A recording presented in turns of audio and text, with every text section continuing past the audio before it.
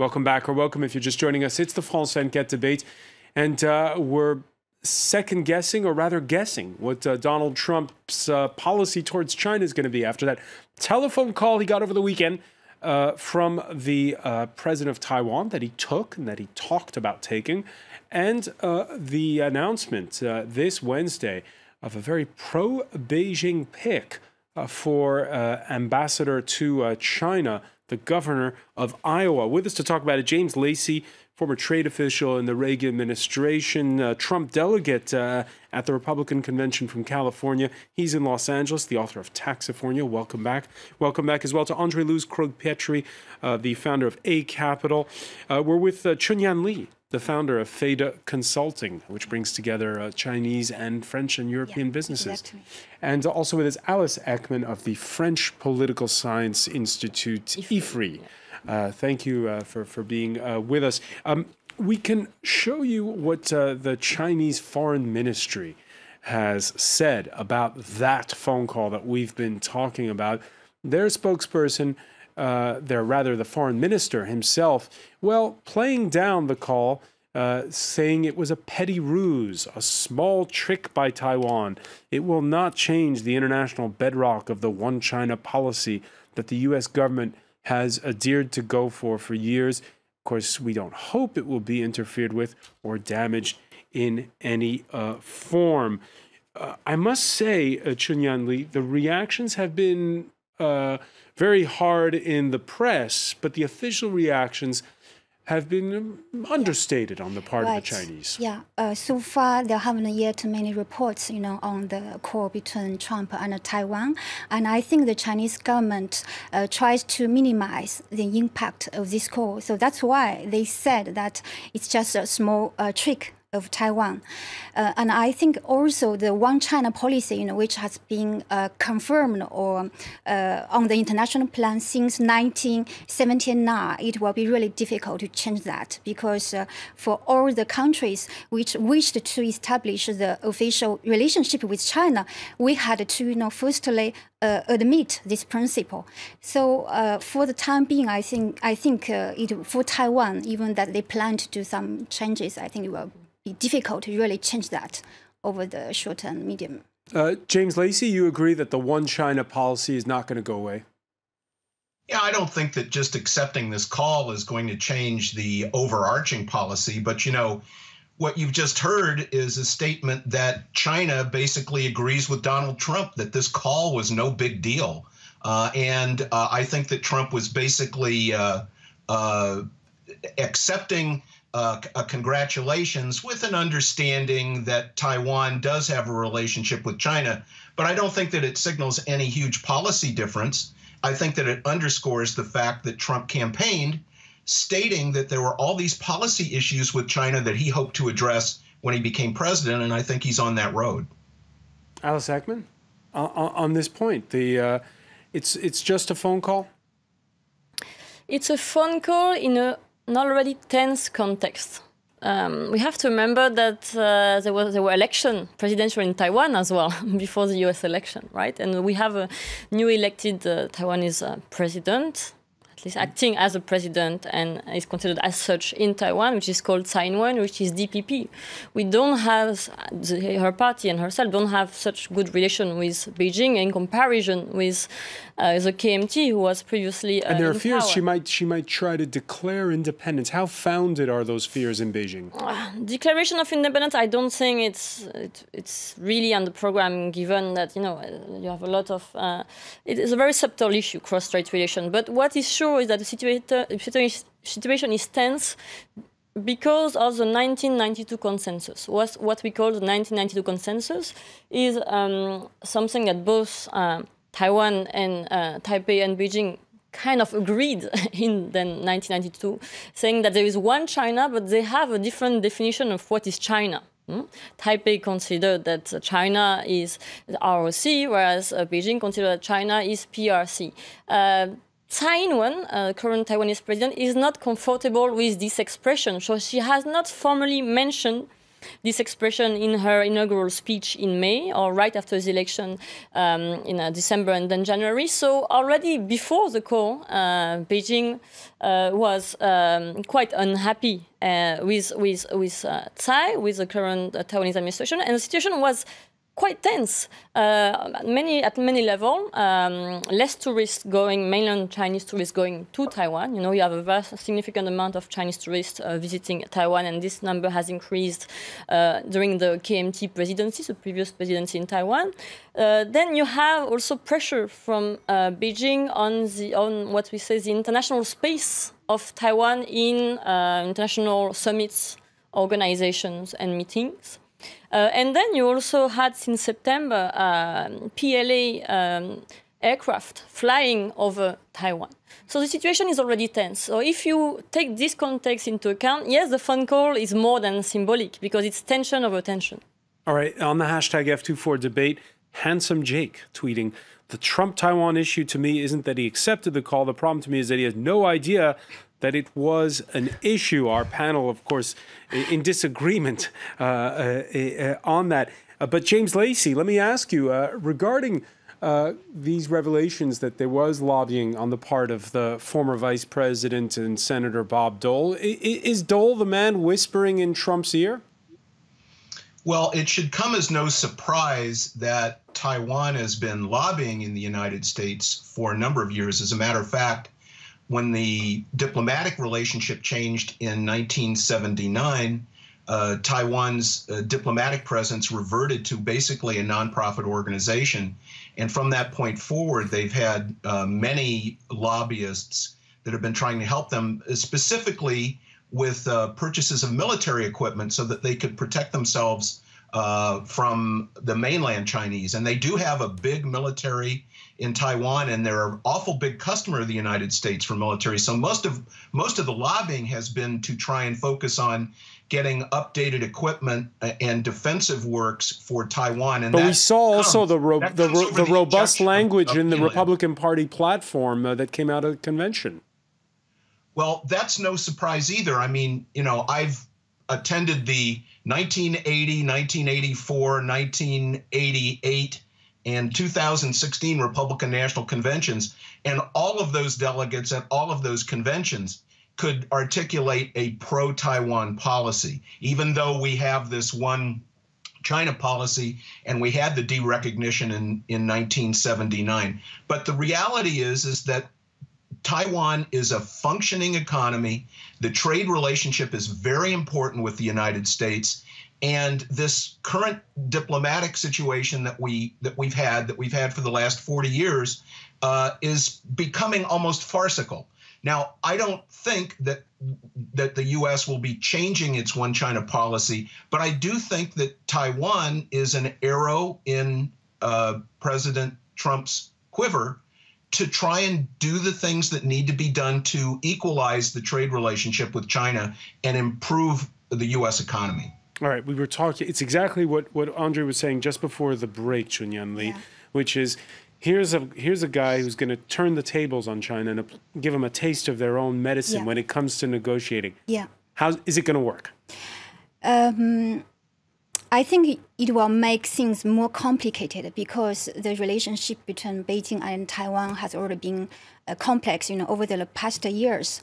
And now, if Taiwan tries to, do some changes between the USA, China, and Taiwan, I think it will be very difficult, to fix this issue. And if Taiwan or the USA continues in this direction, I think that will definitively harm the relationship between the US and China. Will it harm the relationship, or are we entering an era where we're seeing that the people who are rising to power, be it in the East or the West, are these tough-talking nationalist types that, in a way, we get back to what we were saying at the beginning, that Donald Trump and Xi Jinping might speak the same language?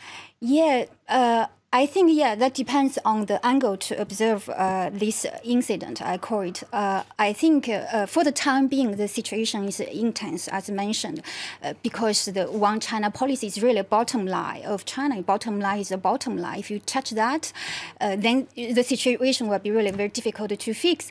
But I think one thing is sure that Trump, I think, he tries to send one message to China, that we will in a very tough position facing China in the coming years. Would a Chinese president take to social media network Weibo the way that Donald Trump takes to Twitter? I don't think so.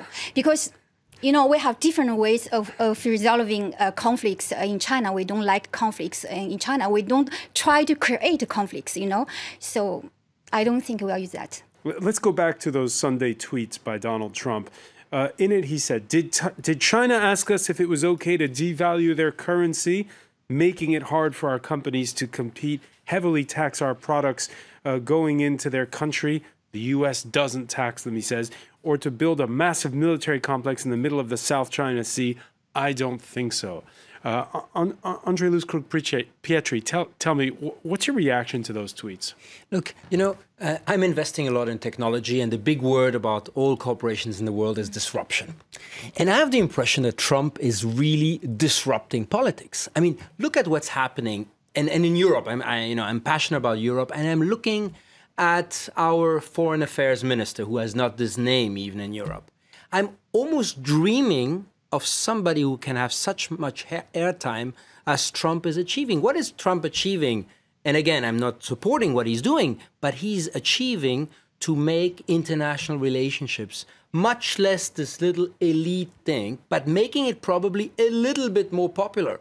For me, what he's doing is the voice of politics. He's bringing something which is very elite, which nobody understands, even the diplomats don't really understand, and we all see in this debate how difficult it is to talk about, okay, it's one China policy, but actually there are two countries, some people... Because it's a complicated topic. Exactly. Yeah. It is a complicated topic, but in order to get people re-engaged, it's very important also to promote it. So I think, again, what he's doing has one virtue, is first to show that actually Donald Trump is probably not this isolationist that we all feared, that he would only care about the U.S. Look, he is. But he's walking away from the exactly. free trade policy, the TPP. But he's taking a lot of time also to explain what was his stance and his call on Taiwan, etc. So I think it's, yes, we're in a very big uncertainty, but what he's achieving, and I think we need to infuse that not only about populists like Trump, but among the general public of politicians, this capacity of probably having a much more direct relationship and explaining these topics. He's probably simplifying them, oversimplifying them, probably not preparing his case very well, but the other politicians rather do the same, probably with a little bit more, preparation. We had on Tuesday, Alice Ekman, at Trump Tower, this announcement by the head of Japan's SoftBank Group, that he and the people from a Taiwanese group, Foxconn, that make those components for Apple's iPhones and stuff, that they're going to invest heavily in the United States. So you had a Japanese businessman, Taiwanese businessman making this big announcement at Trump Tower. Again, is this part of the bargaining chip, or is this just, well, write the script as you go along? For sure, it could be perceived as surprising. We have to understand that two presidential candidates, you had Trump and Hillary Clinton, right? And Clinton was one of the designers of the US pivot or rebalancing to Asia, right? And part of this pivot or rebalancing strategy is to reinforce the US economic presence, military presence in the region. And that was seen rather positively from a Chinese perspective. I mean, not the reinforcement of the rebalancing to Asia, but on the contrary, the fact that Trump, who was not openly supporting such policy, was elected, that was seen as maybe a game changer for China. But as you just mentioned, actually, we have signed now that economic and political relation between the US and its traditional allies and partners in the region, including Japan, including South Korea, but also including Taiwan, to some extent might be reinforced. We still don't know. There is a lot of unpredictability.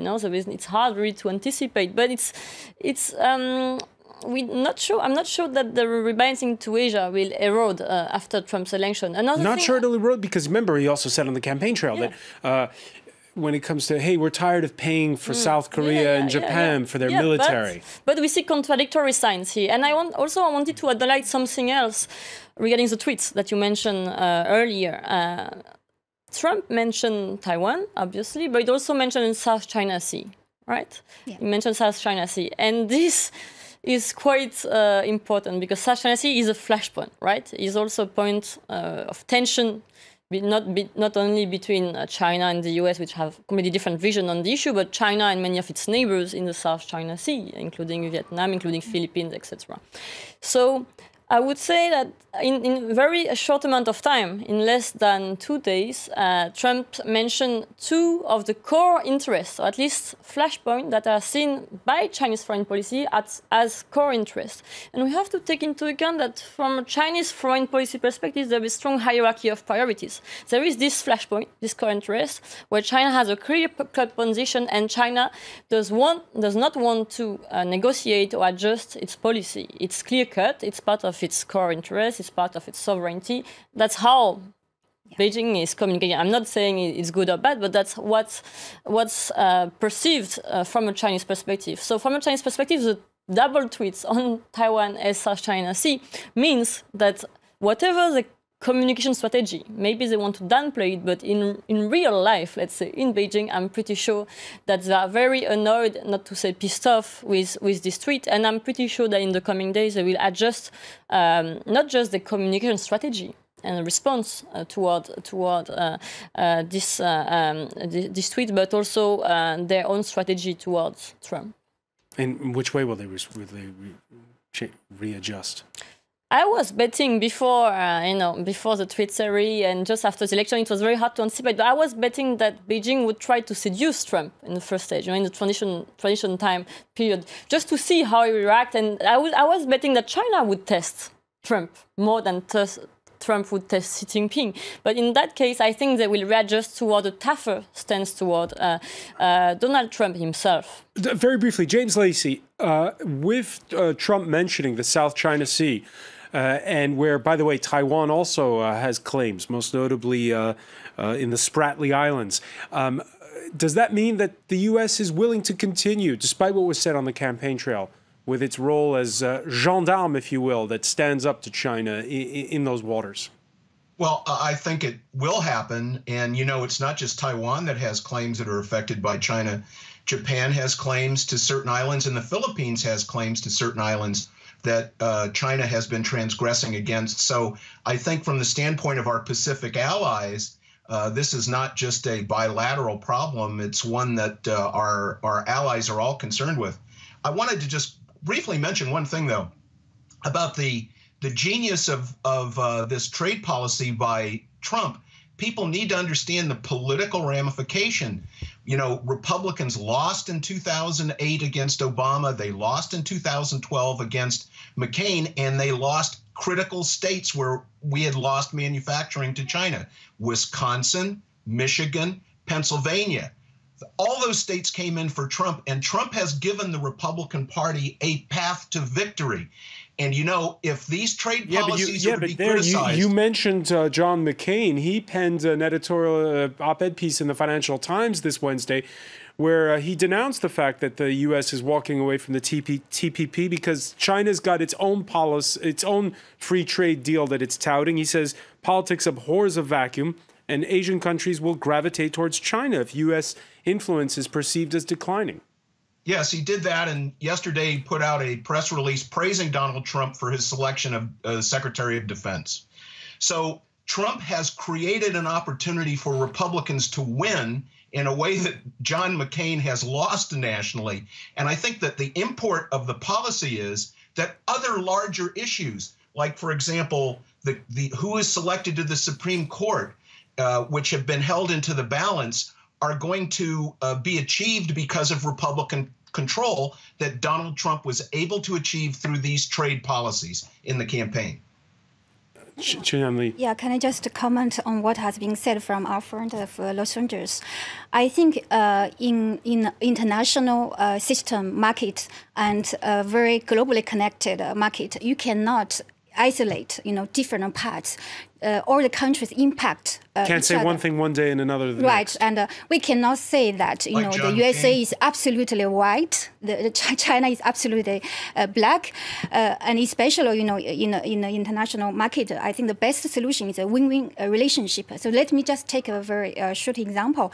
The American factories have been moved to China because there was lower labor cost, yeah. Labor cost, and also there were customers. There was a market. At the same time, if we talk about the pollution problem, for example, due to some of these factories moved to China, we have more pollution problem because these factories also contribute to the pollution problem. If I can see some of the Western, factories, so we cannot just say isolate all the different parts. And I think win-win is the best solution. All right, we're going to leave it there. That's going to be the final word. I want to thank you, Chun-Yan Lee. I want to thank as well Andre Luz Krog-Pietri, Alice Ekman, James Lacy for being with us from Los Angeles. Stay with us. Our Media Watch segment is next.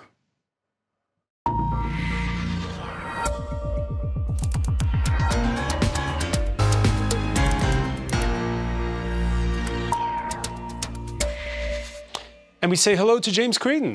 Hi, Francois. So we were just talking about Donald Trump, and he was named the Person of the Year by Time magazine. So every year they name a personality, and it's often, last year was Merkel, right? That's right, and often it's interpreted as an honour for that particular person. But Time magazine always says no. We're just saying that this person marked the year.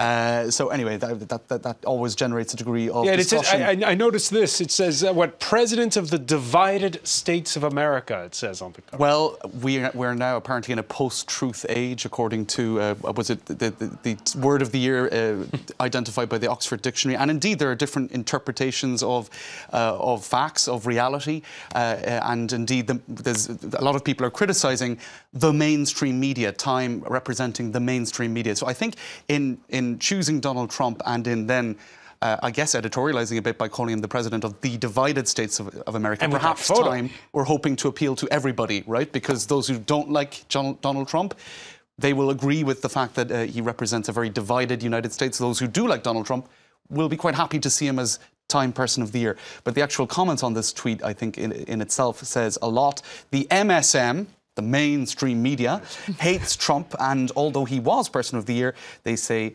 they had to say he divided the United States of America. So there you go. That in itself, I think, speaks volumes. Congratulations to President-elect Trump on being Times Person of the Year. I assume Hillary came in second, says one would presume a Trump supporter. And again, getting back to what I was just talking about, the fact that they don't always pick somebody because they are wonderful people. Indeed, Adolf Hitler was chosen in 1938. Various other... That always comes up. That's an old... It does always come up. It does always come up. But indeed, and he wasn't the only controversial person in history. There were many, Ayatollah Khomeini and others, I think, were chosen as Times Person of the Year. It is interesting to see the extent to which the Time magazine itself has kind of flip-flopped, you could say, over the course of the past 12 months. Some of their covers featuring what we think is Donald Trump, but we can't quite be sure because this was predicting his defeat. We talked about this. That's right. So. Meltdown, total meltdown, and then, well, I think there's another series of images here that show that there was one in the middle. Meltdown, total meltdown, then president-elect, and then person of the year. I suppose Trump supporters would be quite happy with that progression of things. And to get back to what you were talking about in the debate, Francois, vis-a-vis relations with China, relations with Taiwan, etc., that's also been generating a lot of comment online. Many theories abounding about that controversial phone call to Taiwan. Was it sheer, was it negligence? Was it a massive faux pas? Was it very deliberate, and to what extent was it planned or not planned? To what extent should we be worried about Donald Trump and his temperament? This is an article that appeared in The New Yorker a few days ago, saying that the problem with Donald Trump is what he doesn't know, he doesn't know.